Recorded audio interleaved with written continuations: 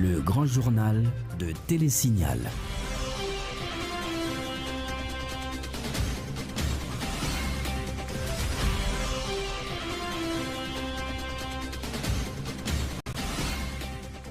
Mesdames, Messieurs, bonjour, bonsoir, bienvenue pour cette nouvelle édition du Grand Journal sur Télésignal. Excellente semaine, merci de votre fidélité et merci également d'être avec nous.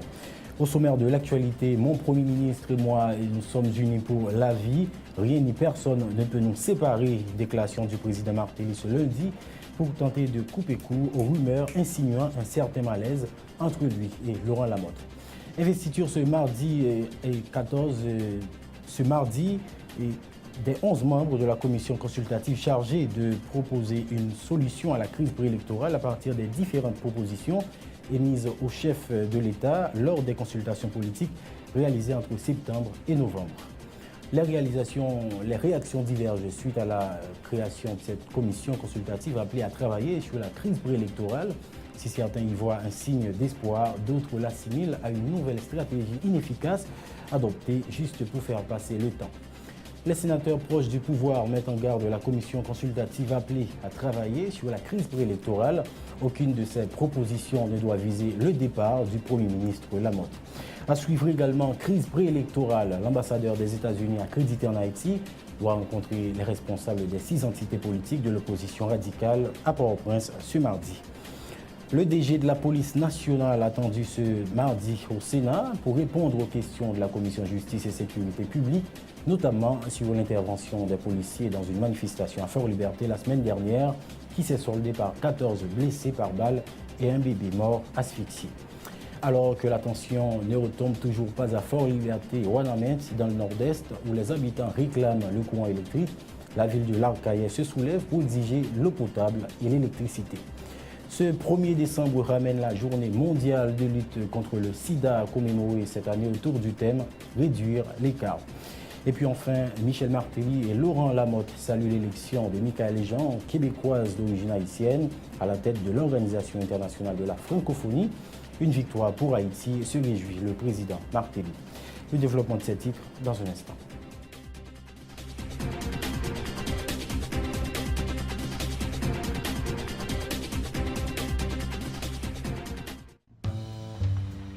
Ça n'a pas passé en bas du trou. Monsieur, ça va vous, monsieur? Ça a été là, il boss. On va en tester.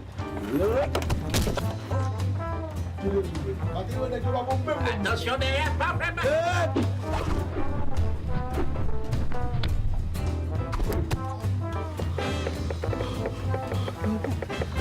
Wilkie, viens t'admire. Oh! Nous correct. Halbay! Canes Construction. Halbi! Canes Construction. Ah, ok. Canes Construction, entre un grand monde dans le game de Kairi. Nous vivons tout numéro 1. Bon prix, c'est nous. L'autre gagne Home Depot. Nous gagne Canes Construction. Nous sous plus terrain que tout l'autre yo. Bois, fer, ciment, céramique, peinture, électrique. Nous gagne cuisine tout pareil. C'est Astel, Plaquel. Adresse nous tout dans la carte là, c'est nous. Canes Construction, des bureaux pour suivre pas de l'autre côté. Canes Construction, car la fin bâtie ou baisser meublé. Canes Construction. Oh, parking pour avion atterri. Les pères, viens nous épicer atterrissage, nous entendez? Posez, purti. Bonjour, je suis Daniel, je vis aux Caraïbes. Malheureusement, quand il s'agit de shopping, je suis toujours à court de choix. Par exemple, la recherche d'un cadeau pour ma copine, ou un lecteur MP3, ou même un casque. Grâce à eShopper Express, je peux maintenant faire mes courses en ligne. Les expéditions internationales de magasins en ligne étant si chères et souvent non disponibles. eShopper Express donne l'opportunité à ceux vivant hors des États-Unis de faire des emplettes comme s'ils y étaient. Il suffit d'aller sur le site www.eshopperexpress.com, ouvrir un compte gratuit et voilà, vous recevrez votre propre adresse aux États-Unis. N'oubliez pas d'utiliser votre adresse aux États-Unis pour tous vos achats en ligne. eShopper Express vous informera dès l'arrivée de vos colis chez eux par courrier électronique. Une fois votre colis arrivé, vous aurez la possibilité de demander l'acheminement immédiat chez vous ou à votre bureau, ou de mettre vos paquets en attente si vous en attendez d'autres. Vous pouvez alors demander la consolidation de vos paquets en un seul envoi. La consolidation peut vous faire économiser jusqu'à 50% sur les frais d'expédition internationaux. Incroyable! eShopper Express livrera vos colis à votre porte en quelques jours. Pas de soucis, pas de risque, pas de maux de tête. Pour plus d'informations, accédez à www.eshopperexpress.com. Bonne lecture avec bonne information, c'est ça qui parle des pays ou avec éducation petite ou. Parents yo, je n'ai pas chez les pour tout le monde regarde-t-il gagner. C'est Wanito, une beauté nouvelle la maison mi faut qu'il gagne. C'est livre ça qui bon, c'est la dingue qu'on étudie. La maison Henri Deschamps, c'est la gueule qui bon qualité. Dans chaque département il y a un distributeur autorisé. Original la sous de gros hologramme bien éclairé. Parents yo, je n'ai pas chez les pour tout le monde regarde-t-il gagner. Parents yo, si vous payez une vente, c'est pour petite nous bonbons d'aimer. Bien gardé oui pour ne pas prendre un faux livre. Original livre Henri Deschamps, gon hologramme sous les cap changer couleur. Sans arrêter.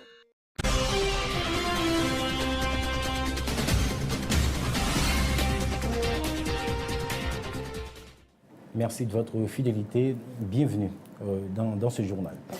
Comme pour faire taire les rumeurs selon lesquelles il y aurait un certain malaise entre le chef de l'État et son Premier ministre Laurent Lamotte, le président Martelly a réagi ce lundi. Mon Premier ministre et moi sommes unis pour la vie. Rien ni personne ne peut nous séparer, a martelé M. Martelly, avec à ses côtés le chef du gouvernement, suivant un extrait de sa déclaration. Nous, moi, APM, nous sommes unis pour la vie. Nous unis pour la vie, donc. Par contre, ça va c'est pour nous assurer le monde. Nous devons assurer que même toute bagaille claire, nous parler de toute bagaille, nous chita ensemble, que le vendredi soir, voilà, que le samedi soir, la caille, que c'est 21 dans représentation conseil, l'installation conseil, que c'est qu'on y est.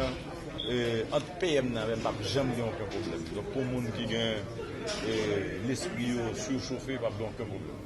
Nous l'avions annoncé en titre, le président Joseph Michel Martelly a procédé ce lundi au Palais national à l'investiture des 11 membres de la commission consultative appelée à se pencher sur les différentes propositions émises au chef de l'État lors du processus des consultations politiques réalisées entre septembre et novembre 2014.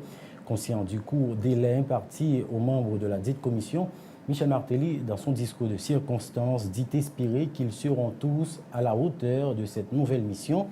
Les propos de Michel Martelly ont été recueillis par Michel Depayen et Jasmin Denis. Madame et Messieurs les membres de la commission consultative présidentielle, vous avez tous dans le passé, chacun à sa manière, apporté votre pierre à l'édification de la démocratie dans notre pays. La nation vous est déjà reconnaissante. En témoigne le respect et l'admiration qu'elle porte à chacun de vous. Je suis certain qu'encore une fois, vous serez à la hauteur de cette nouvelle mission qu'elle vous confie par mon organe. Je vous remercie pour cet engagement renouvelé à la cause de la République. Je reconnais que le délai qui vous est imposé, soit 8 jours, est très court, mais il répond à l'urgence de la question. Je vous souhaite une fructueuse besogne. Le deuxième lundi de janvier 2015, le Parlement haïtien sera amputé de la Chambre des députés et d'un nouveau tiers du Sénat. Les élections législatives et locales prévues en 2014 devront obligatoirement se tenir au cours de l'année 2015. L'élection présidentielle devra se tenir obligatoirement en octobre 2015. Acta non verba, de la parole aux actes, c'est en ces termes que Maître Girard Goug, l'un des membres de la commission consultative, a salué la création par l'exécutif de la dite commission. L'homme de loi dit croire que le temps est venu pour tous les leaders politiques de faire taire les querelles. Pour Maître Girard Goug, la commission consultative témoigne de la volonté du président Martelly de cultiver l'art du compromis afin de sortir le pays de la crise préélectorale. Maître Girard Goug est au micro de Michel Payen et Jasmin Denis.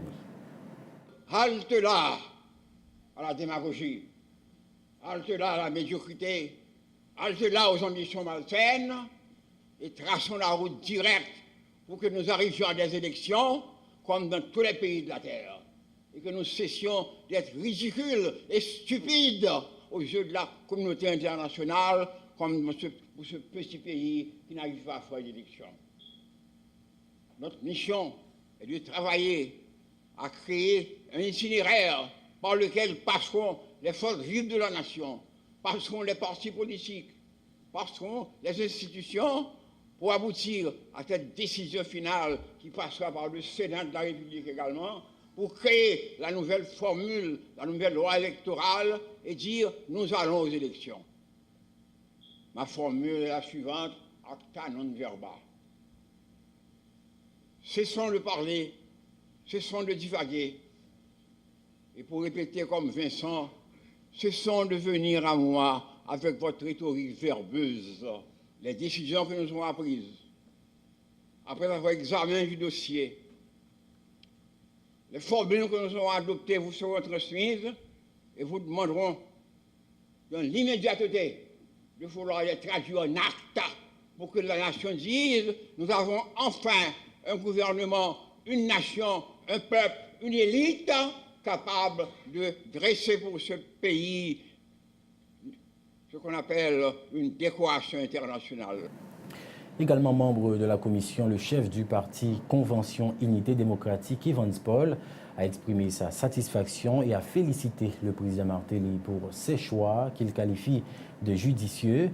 Selon Evans Paul, les membres de la commission consultative sont des hommes politiques dont le parcours est exemplaire. Evans Paul est au micro de Michel Dupayen et Jasmin Denis.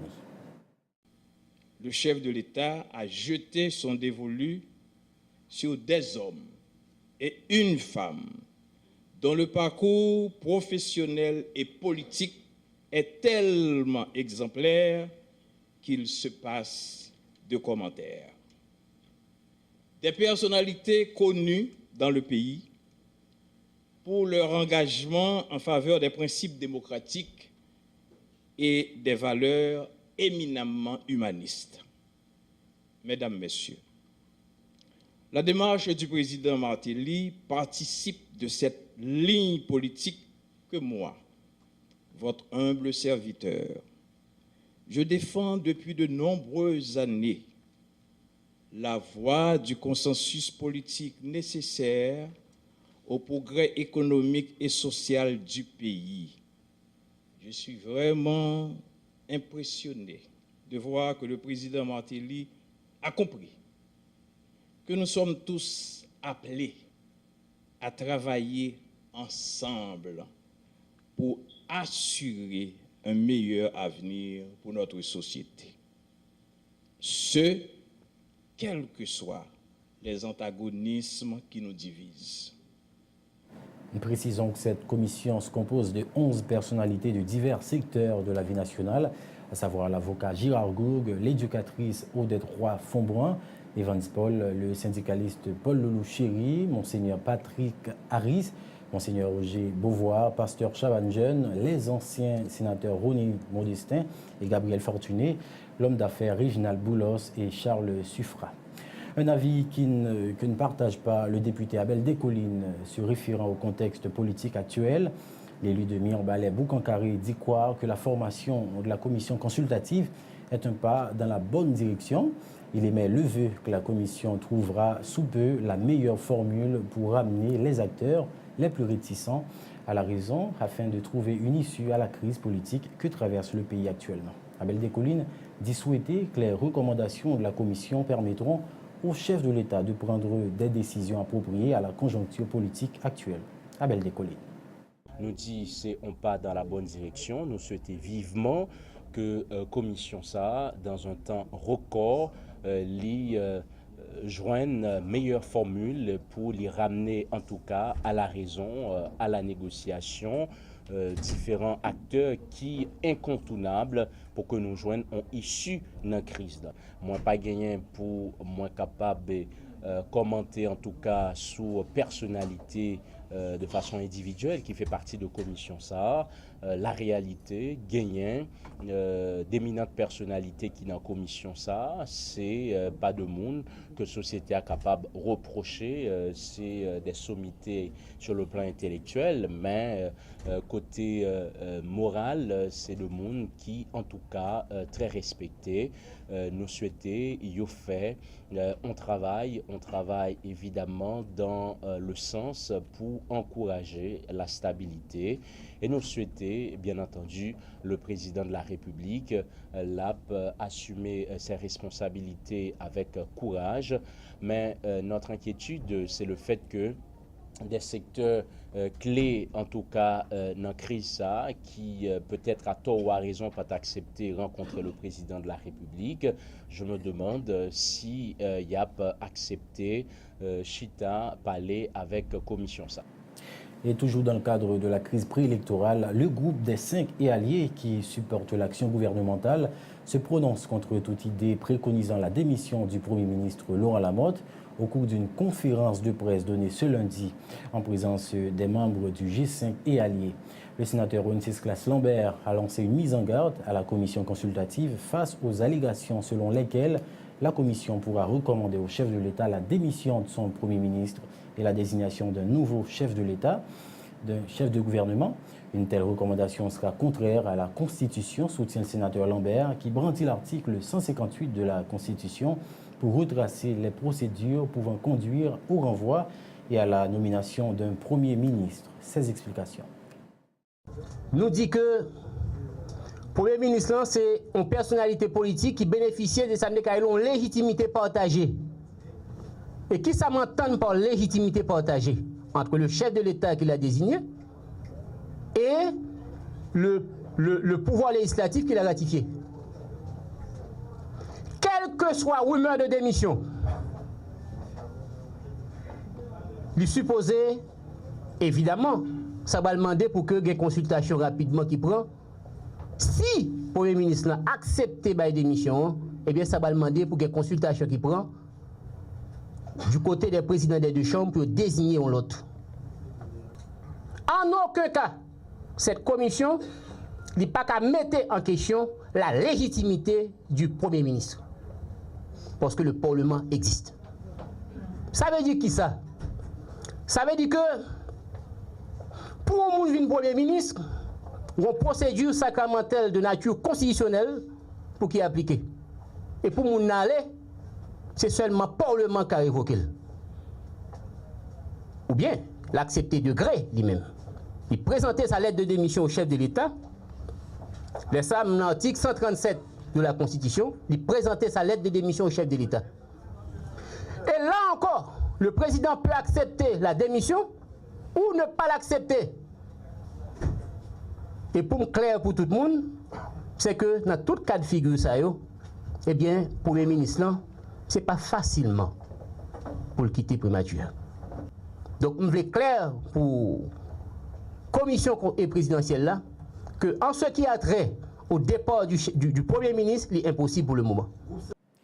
La stratégie du président de la République de procéder à la création d'une commission consultative après 2 mois de consultation politique ne vise qu'à faire passer le temps, de l'avis du sénateur Pierre-Francky Exius, membre du groupe des 6 de l'opposition. Cela prouve que le chef de l'État est irresponsable, interprète le parlementaire, qui affirme ne s'attendre à rien de cette commission. Pierre-Francky Exius rappelle que lors des consultations politiques, Michel Martelly n'a pas rencontré les acteurs clés de la crise politique regroupant au sein des 6 entités constituant l'aile dure de l'opposition. Les explications du sénateur Pierre-Francky Exius au micro de Yvon Seyid. Comment vous, président, vous faites 2 mois, vous faites consultation, vous tendez tout le monde, et puis vous arrivez pour prendre une décision, vous créez une autre commission. Sans l'autre El Rancho, pas le fait là encore. Mon El Rancho réduit. Et oubliez si c'est même El Rancho qui a créé toute crise que nous avons aujourd'hui. Donc, moi-même, je crois que son président, qui n'a pas de capacité pour prendre responsabilité, Au lieu de prendre responsabilité, il crée une autre commission pour faire temps passer, pour lui-même il a décidé. Et vous regardez bien, d'ailleurs, qui synthèse commission ça va le faire, alors que le président n'a pas rencontré les partis politiques de l'opposition. Et qui vrai acteur qui te pose des problèmes dans la crise là, c'est les partis politiques de l'opposition. Ou pas arriver à rencontrer eux. Maintenant, est-ce que c'est commission ça va le faire? Donc là, je crois que si tout le monde a suivi pendant 2 mois, le président Martelly, c'est temps de la faire passer. D'ailleurs, on va regarder, il y a 5 points qu'il baille. Il y a des gens qui te rencontrent le président, te mettent des missions où elle ne parle pas. Des missions où elle ne parle pas de lui. Donc, nous-mêmes, au niveau de l'opposition, je ne crois que il n'y a rien pour sortir dans la commission. Parce que nous avons toujours dit, si le président Martelly veut jouer une solution dans la crise, là, de une négociation politique, pour un accord politique pour tout le monde, clair, ouais, qui ça pour la sortir. Donc, créons une commission, soit garder nous-mêmes journalistes. C'est comme si son président, qui n'a pas qu'à prendre décision pour peut-être parler, il transmet le pouvoir là-bas à l'autre monde. Entre-temps, sachez qu'une rencontre est prévue demain mardi entre l'ambassadeur des États-Unis accrédité en Haïti, Pamela Ann Wright, et les responsables des 6 entités politiques représentant l'aile dure de l'opposition. Cette rencontre est prévue au local de la fusion des sociaux-démocrates. Une correspondance a été acheminée en ce sens aux représentants de ces 6 structures politiques de l'opposition radicale. C'était annoncé en titre, le président de la Commission Justice et Sécurité du Sénat se dit interpellé par le climat sécuritaire incertain qui prévaut dans le pays actuellement, notamment la situation de tension qui secoue depuis plus de 10 jours les communes de Fort-Liberté et Ouanamène, dans le département du Nord-Est, où plusieurs personnes sont blessées par balle. Le sénateur Pierre-Francky Exeus pointe du doigt le directeur général de la police nationale, Godson Aurelius, dans cette affaire. Le parlementaire presse en ce sens le DG de l'institution policière de venir répondre du comportement de la police départementale du Nord-Est face aux manifestants réclamant de meilleures distributions du courant électrique. Le sénateur Francky Exeus rappelle que la convocation de Godson Aurelius au Sénat de la République est fixée demain mardi à côté de 13h au Parlement haïtien. Écoutons Pierre-Francky Exeus au micro de Yvon Seyit. Et nous croyons que qui a responsabilité, c'est le directeur général PNH là. Et je crois que lui-même, il doit venir dire commission qui est-ce qui va monsieur ça au l'ordre pour la population capable victime de eux-mêmes. Donc nous-mêmes, nous ne sommes pas d'accord avec ça. Jusqu'à présent, tout autant que le bavon lettre qui vous dit que l'imam de un report, nous-mêmes nous connaissons que demain à 11h, nous avons le directeur général là. Mais bien entendu, à 1h, bien entendu, je crois que il est un petit gens anormal pour M. Godson d'amender un report. Ça qui a passé dans le pays là, surtout ça qui a passé dans le Nord-Est. Nous pensons comme responsable, comme monde qui a un souci pour par rapport à la responsabilité, il faut que demain vienne répondre à une question devant la commission. Parce que ça a commencé trop à tort. Il a commencé trop dans le pays. Non seulement les gens qui manifesté à victime de la police, ou avant il y a un journaliste, Georges Fortuné, qui est victime de Simo, et responsable Simo a été là, les messieurs prennent plusieurs gagans. Quand on a regardé ça qui a passé dans l'Odesse, 14 personnes déjà prennent balle. Ou dans des jeunes garçons de 16 ans qui prennent balle dans les yeux. Et puis ensuite, quand il y a un petit bébé qui mourit pendant qu'il y a un gaz, nous qui fait gaz à café. Donc nous-mêmes, comme responsables, nous ne sommes pas d'accord. Et toujours dans le cadre du même dossier, le non-respect du contrat signé entre les gouvernements haïtiens et américains en 2012, visant à alimenter en électricité plusieurs communes du département du Nord-Est sur la centrale basée au niveau du parc industriel de Caracol, est à l'origine des tensions qui secouent les villes de Fort-Liberté et Ouanamène depuis plus d'une dizaine de jours. Et c'est ce qu'a informé le sénateur Jean-Baptiste Bien-Aimé. Le parlementaire dit déplorer, je cite, que le gouvernement préfère utiliser les grands moyens face aux protestataires au lieu de prioriser le dialogue. Il indique que 14 personnes sont blessées par balle à Fort-Liberté et un bébé mort asphyxié à Ouanamène. Le sénateur Jean-Baptiste Bien-Aimé au micro d'Yvon Seyit. Depuis plus de 10 jours, la population nord-est a manifesté, l'a réclamé courant électrique l'a réclamé connexion des communes de Ouanamet, Ferrier, Fort-Liberté, des localités telles que Derac, Malfetti, sous réseau NRECA qui est alimenté par l'industriel Caracol là. Dans la commune qui pique grand yo, telles que Ouanamet et Fort-Liberté. C'est raison ça que fait population a manifesté en vertu de contrat ça qui était signé entre le gouvernement américain et le gouvernement haïtien. Il a demandé connexion yo sous courant Caracol. Au lieu que le gouvernement vienne parler avec la population, au lieu que yo décide satisfaire les revendications de la population, yo voyez bim pour bimer la population, yo voyez 6 mots sorti Port-au-Prince et dans bilan dans Fort-Liberté, il y a 14 personnes qui prennent balle, parmi lesquels un jeune garçon de 16 ans qui prend balle dans le jeu, il y a des gens qui prennent balle dans le dos, il y a des gens qui prennent balle dans le ventre, qui couche à l'hôpital aujourd'hui. À Ouanamet avant hier, il y a 3 personnes qui prennent balle. Matin encore. Peuple a continué à manifester à Ouanamet et à Fort-Liberté. 6 mots entrés dans Malfetti à Kaimoun, ils ont crasé Kayo, ils ont crasé Patio, ils ont entré même dans le presbytère, ils ont battu à gaz. À présent, la suite du journal dans un instant.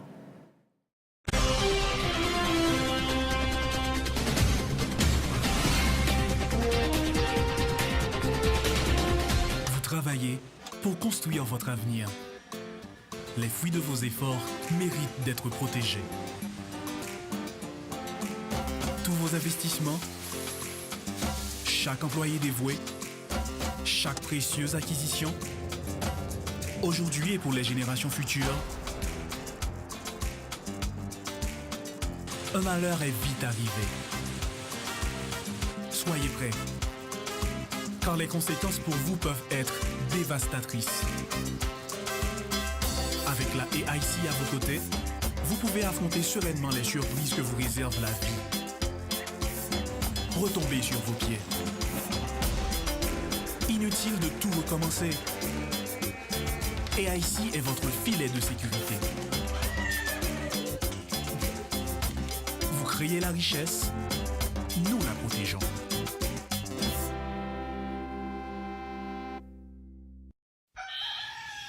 Sous tête mon nou ak terre nou qui pi riche dans le pays d'Haïti, n'a besoin un café qui gen nam, c'est Rebol Sien.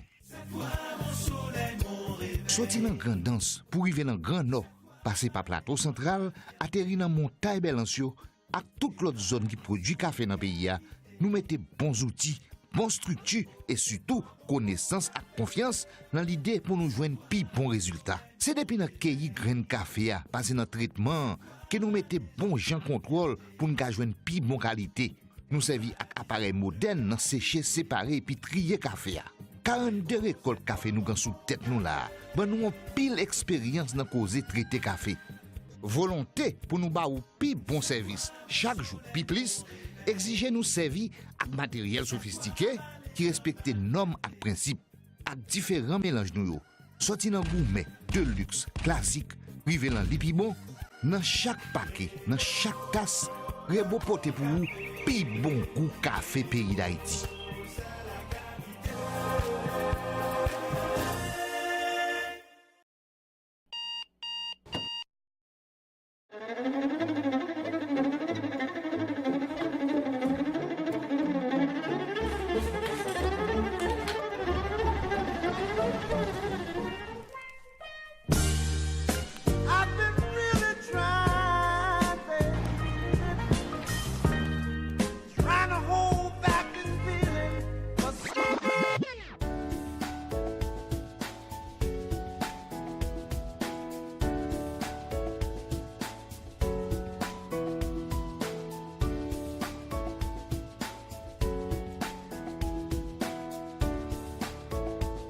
Démaquillant, lotion après rasage et lotion rafraîchissante.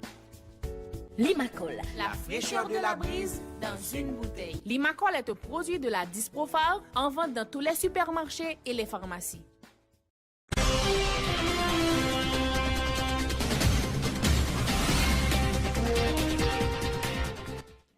Merci de votre fidélité. La suite du journal.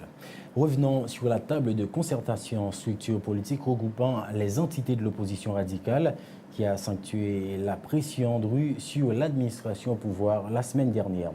L'aile de l'opposition a tenu le week-end écoulé 2 journées consécutives de manifestations de rue à Port-au-Prince, soit les 28 et 29 novembre dernier, toujours dans l'objectif de réclamer la libération de prisonniers dits politiques et le départ de l'équipe au pouvoir. Samedi, la manif qui prévoyait d'aboutir devant les locaux de l'ambassade américaine à Tabar n'a pas atteint sa cible. Elle a été empêchée par un imposant dispositif de sécurité des forces de l'ordre à hauteur de Claire-Sine. Reportage, Florence Lisney et Yvon Seyid. Même rendez-vous, mais nouvelle destination pour ce 29 novembre. L'ambassade des États-Unis à Tabar. Pour s'y rendre, les milliers de membres de l'opposition gagnent les rues au rythme de la musique populaire. De l'église Saint-Jean-Bosco au centre de Port-au-Prince, passant par Bel-Air, l'autoroute de Delma jusqu'à Delma 33. Sur le parcours, les propos hostiles au pouvoir en place ne manquent pas. À l'angle de Carrefour Rita à Claire-Sine, les manifestants déterminés forcent un barrage établi par les forces de l'ordre.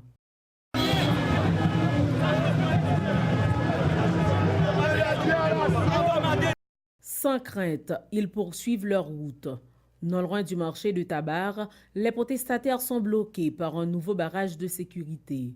Voulant franchir le périmètre, les manifestants lancent des pierres en direction des policiers qui répondent par un bombardement de gaz lacrymogène.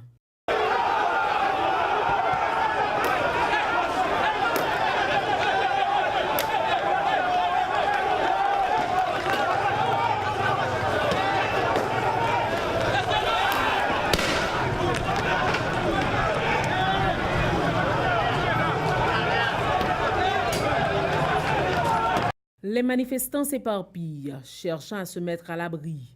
De la foulée, des riverains et passants sont aussi victimes. Jean Fortelin, un chauffeur de tap-tap, regarde impuissant la mise à feu de son gagne-pain.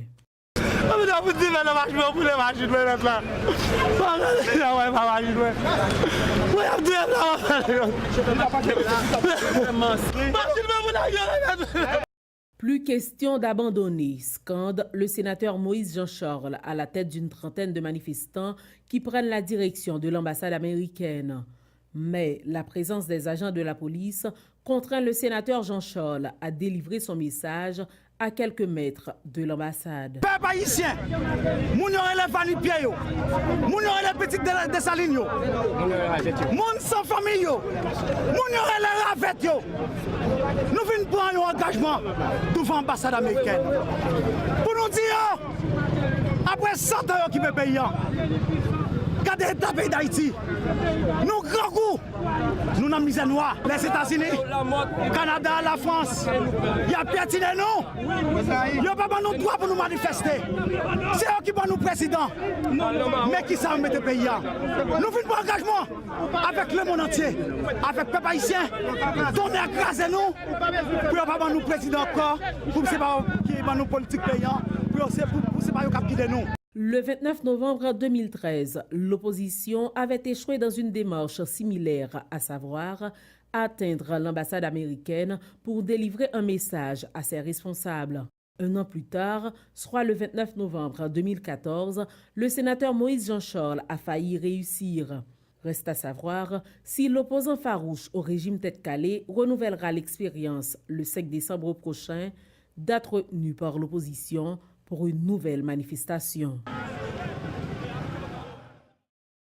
Au cours de cette manifestation, plusieurs journalistes ont été victimes, soit des mains des manifestants, soit des forces de l'ordre. Georges Fortuné est parmi ceux qui n'ont pas été épargnés. Le journaliste de Zénith dit avoir victime de la brutalité d'un agent du CIMO qu'il a pu identifier. Georges Fortuné présente les faits. dans la zone tabac, eh bien, policier ça, par contre, c'est fâché, par contre, c'est excité, par contre, c'est dormi, mal dormi, eh bien, nous sommes trois gagan parce que nous avons fait travail, comme journaliste, nous demandé la police pour prendre disposition nécessaire pour que les policiers ça, qui ont trois gagan, ils pas arrêter impuni. Si la police là, il a fait un job, protéger et servir. Moi-même qui dans l'arrière comme journaliste, je ne suis pas protestateur, je ne suis pas tirer roche, je ne suis pas pour les caoutchouc. Je suis fait comme journaliste et policier a bon trois gagan. Les policiers ont gagné un matricule 0712 c'est dans 6 mois, monsieur. Dans le premier gagan dans le bon moyen, je dis c'est journaliste qui salame journaliste pas parler. Deuxième gagan, c'est journaliste comme qui dans foule là qui répond qui dit c'est journaliste il dit qui salame Zénith pas parler. Donc il continue le bon trois gagan, ce n'est pas ni voler, pas ni fouiller mais poche. Et notez bien, pas de manifester et pas manquer policiers à dégâts. Ensuite, ça fait que plus grave, il a les téléphones, il prend photo. Donc moi mettre la vie famille sur le compte policier, je continue à vaquer avec activité, je continue à faire travail professionnel, je continue à l'école, je ne pas de cheveux qui raché, non, tête moi, sous compte policier ça. Autre nouvelle, une vive tension a régné au cours de la journée de ce lundi dans la ville de Cabaret, précisément à hauteur de Bercy, sortie nord de Port-au-Prince. La population locale exige des autorités compétentes des services sociaux de base tels l'eau potable, le courant électrique et la mise en service du commissariat de la ville dont la construction s'est arrêtée depuis quelques années. Barricades de pneus, jets de pierre ont été installés au niveau de la route nationale numéro 1, entravant ainsi la circulation automobile et les activités quotidiennes telles l'école et le commerce. La police nationale a dû faire usage de gaz lacrymogène pour disperser cette manifestation. Et toujours dans le cadre des mobilisations, cette fois avec un autre dossier, c'est celui de la Sogebank. Tension également dans la ville de Léogane, sortie sud de la capitale.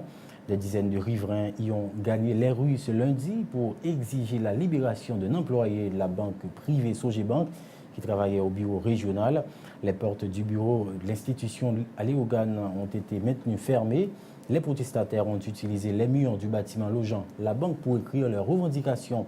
En réponse à cette situation, la Sogebank a publié une note pour, nous citons la note, rétablir la vérité sur ce qui s'est réellement passé.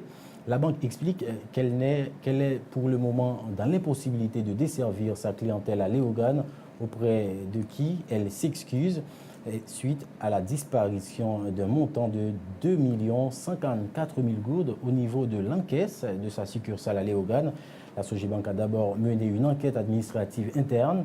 Elle s'est ensuite adressée à la direction centrale de la police judiciaire qui, après avoir interrogé les employés concernés, a procédé à l'incarcération du caissier principal qui est actuellement détenu au pénitencier national, relate la note. La Sogebank dit déplorer que des individus mal intentionnés ou mal informés se servent de ce dossier administratif et juridique pour salir injustement son image. Autre nouvelle, Michel-Joseph Martelly et Laurent Lamotte saluent l'élection de Michaël Jean à la tête de l'Organisation internationale de la francophonie. La Québécoise d'origine haïtienne Michaël Jean, âgée de 57 ans, qui a été officiellement désigné au poste de secrétaire général lors du 15e sommet de la francophonie dimanche à Dakar. Dans un communiqué, la présidence souligne l'engagement exceptionnel de cette haïtiano-canadienne aux côtés des jeunes et des femmes, ainsi que sa détermination à promouvoir l'usage de la langue française et à renforcer l'action économique dans l'espace francophone. L'accession de Mme Jean à la tête de l'OIF est une victoire pour notre cher Haïti, lit-on dans la note. Mme Jean succède à Abdou Diouf, qui a présidé cette organisation internationale pendant 12 ans.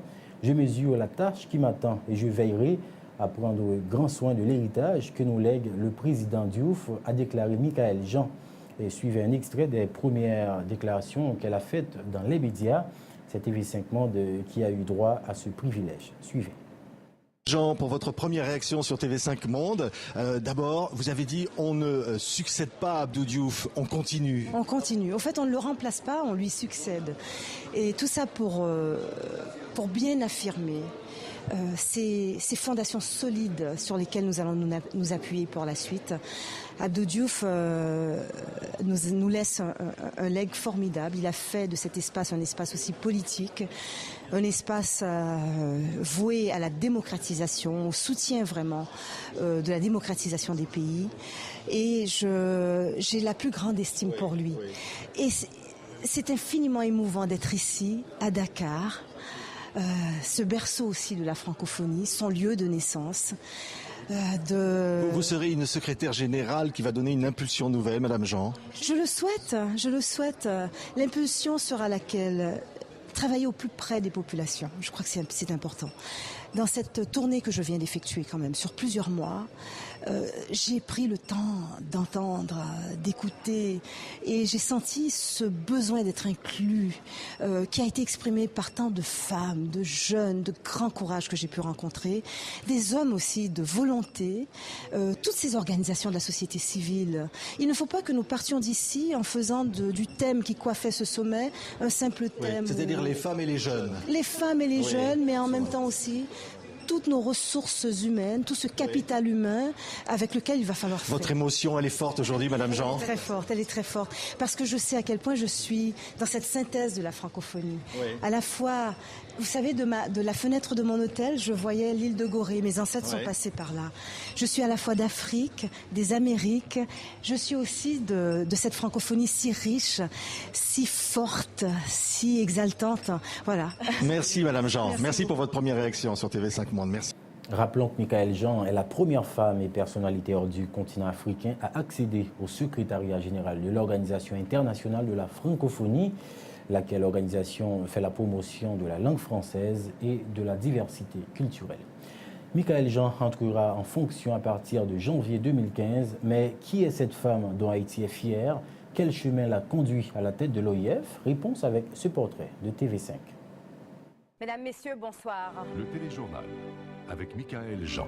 La formule est bien connue, le journalisme mène à tout, à condition d'en sortir. La présentatrice vedette de la télévision publique canadienne, plusieurs fois récompensée pour son travail, va très vite en faire la démonstration. C'est Gérald Tremblay qui deviendra le premier maire de la nouvelle mégaville. Ce jour-là, elle ignore encore que 4 ans plus tard, elle fera à son tour la une de l'actualité. Michaëlle Jean devient gouverneur général du Canada, poste honorifique pour certains.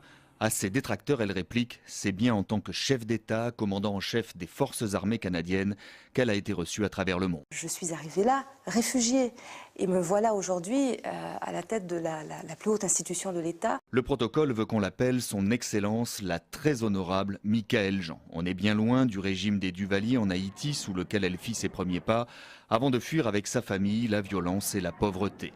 Le déracinement à l'âge de 10 ans. Alors, lorsqu'en janvier 2010, un tremblement de terre ravage son pays natal, ce n'est peut-être pas que la gouverneure générale du Canada qui s'exprime devant les parlementaires canadiens. Cette même année, son mandat de gouverneur s'achève. L'UNESCO en fait sa représentante spéciale en Haïti. C'est un pays où, à l'ordre des priorités, l'éducation est toujours au premier plan. Michaëlle Jean parle couramment 5 langues. L'anglais, l'italien, l'espagnol, le créole et bien évidemment le français. Elle ira aux Jeux Olympiques de Londres en tant que grand témoin de la francophonie, avec pour mission de promouvoir la langue française. Aujourd'hui secrétaire générale de l'OIF, elle veut faire de la francophonie un outil de développement. S'assurer que des pays moins développés, des pays en développement, des pays qui visent l'émergence, puissent s'insérer sur la scène économique mondiale. À sa longue liste de titres et de récompenses, Michaëlle Jean peut désormais ajouter une nouvelle adresse sur sa carte de visite, avenue Bosquet à Paris, siège de l'Organisation internationale de la francophonie. Et comme annoncé en titre, la journée mondiale de lutte contre le sida, c'est ce 1er décembre. Elle est célébrée cette année autour du thème « Combler l'écart ». L'occasion pour le directeur exécutif de l'ONU-SIDA, Michel Sidibé, d'appeler les populations à poser des actions susceptibles de contribuer à l'éradication de l'épidémie d'ici 2030. Michel Sidibé, qui a fait part des actions posées par l'agence onusienne ONU-SIDA, encourage les organismes œuvrant dans la lutte contre le VIH-SIDA d'intensifier leurs efforts en vue d'atteindre l'objectif fixé à 2030. Un extrait de la déclaration du directeur exécutif de l'ONU-SIDA, Michel Sidibé. La journée mondiale de lutte contre le sida 2014, permettez-moi d'avoir une pensée pour les pays qui ont été affectés par l'épidémie d'Ebola, les personnes qui ont été touchées, les personnes qui ont perdu leur vie. Cette épidémie nous rappelle le début, lorsqu'on n'avait aucun espoir, pas de médicaments. Les personnes se cachaient, les personnes avaient peur les unes des autres. Il y avait une discrimination, une exclusion, une stigmatisation si forte. On n'avait aucun vaccin, aucun médicament. Mais aujourd'hui, permettez-moi de dire merci. Merci à la solidarité globale, merci à l'action de la société civile, merci à la mobilisation des États, des scientifiques à travers le monde. Nous avons brisé la trajectoire de cette épidémie. Personne n'aurait cru qu'on aurait pu mettre plus de 13 millions de personnes sous traitement il y a quelques années. Et toujours dans le cadre de la célébration de cette journée mondiale de lutte contre le sida, ce 1er décembre, la Confédération des travailleurs des secteurs publics et privés encourage la population à se faire dépister afin de connaître leur statut sérologique. Le responsable de formation au comité du regroupement des jeunes travailleurs et travailleuses, Rodney Jean-Baptiste, appelle les autorités à assurer une meilleure prise en charge des PVVIH dans le pays. Rodney Jean-Baptiste est au micro de Florence Disney et Maxo Joseph. Dans la journée mondiale SIDA, nous avons encouragé toutes les jeunes femmes et jeunes garçons qui dans la vie sexuelle pour y aller faire test dépistage pour y connaître si maladie a dans sang. Parce que maladie SIDA pas doit cacher. C'est histoire pas, c'est histoire pas, c'est histoire pas nous. C'est pour nous vivre les mêmes gens avec tout l'autre monde. Nous avons profité de l'État à travers le ministère de la Santé publique, ministère de la Jeunesse et le ministère des Affaires sociales et du Travail pour mettre bon gens et structures pour encadrer et accompagner les gens qui peuvent VIH. Bay jeunes éducation sexuelle pour être capable de un comportement sexuel responsable. Bay famille formation sur planification familiale, mettre infrastructure tant que plus santé qui ka offrir soins nécessaires pour les gens qui vivent avec maladie. Ba yo bon gens travail qui ka répondre à besoin famille yo. Ba yo bon gens protection sociale pour yo ka vivre tant que moun dans société ya. Bataille pour réduire sida à zéro, c'est une bataille chaque jour. C'est pas une bataille seulement 1er décembre pour manifester solidarité nous avec moun qui PV VIH yo, mais son bataille nous doit faire chaque jour dans sensibiliser et faire formation pour jeunes yo, surtout sa jeunes travailleurs yo. Pour ça vendredi 5 décembre, là, tout jeunes syndicalistes CTSP a une grosse conférence débat en dans local nous CTSP sous thème zéro sida, sida pas de caché. À présent, le rappel des titres, mesdames, messieurs. Mon Premier ministre et moi sommes unis pour la vie, rien ni personne ne peut nous séparer. Déclaration du président Martelly ce lundi pour tenter de couper court aux rumeurs insinuant un certain malaise entre lui et Laura Lamotte. Investiture ce lundi des 11 membres de la commission consultative chargée de proposer une solution à la crise préélectorale à partir des différentes propositions émises au chef de l'État lors des consultations politiques réalisées entre septembre et novembre 2014.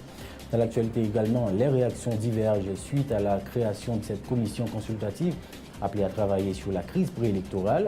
Si certains y voient un signe d'espoir, d'autres l'assimilent à une nouvelle stratégie inefficace adoptée juste pour faire passer le temps. Les sénateurs proches du pouvoir mettent en garde la commission consultative appelée à travailler sur la crise préélectorale. Aucune de ces propositions ne doit viser le départ du Premier ministre Lamotte. Crise préélectorale toujours, l'ambassadeur des États-Unis accrédité en Haïti doit rencontrer les responsables des 6 entités politiques de l'opposition radicale à Port-au-Prince ce mardi. Dans l'actualité toujours, le DG de la police nationale attendu ce mardi au Sénat pour répondre aux questions de la commission justice et sécurité publique, notamment sur les interventions des policiers dans une manifestation à Fort-Liberté la semaine dernière qui s'est soldée par 14 blessés par balle et un bébé mort asphyxié. Alors que la tension ne retombe toujours pas à Fort-Liberté et Ouadamette dans le nord-est où les habitants réclament le courant électrique, la ville de l'Arcahaie se soulève pour exiger l'eau potable et l'électricité. Ce 1er décembre ramène la journée mondiale de lutte contre le sida commémorée cette année autour du thème « Réduire l'écart ». Et puis enfin, Michel Martelly et Laurent Lamotte saluent l'élection de Michaëlle Jean, la québécoise d'origine haïtienne, à la tête de l'Organisation internationale de la francophonie. Une victoire pour Haïti, se réjouit le président Martelly. C'est la fin de ce journal. Merci de votre attention et de votre fidélité. Excellente semaine. Bonne suite de programmes sur Télésignal.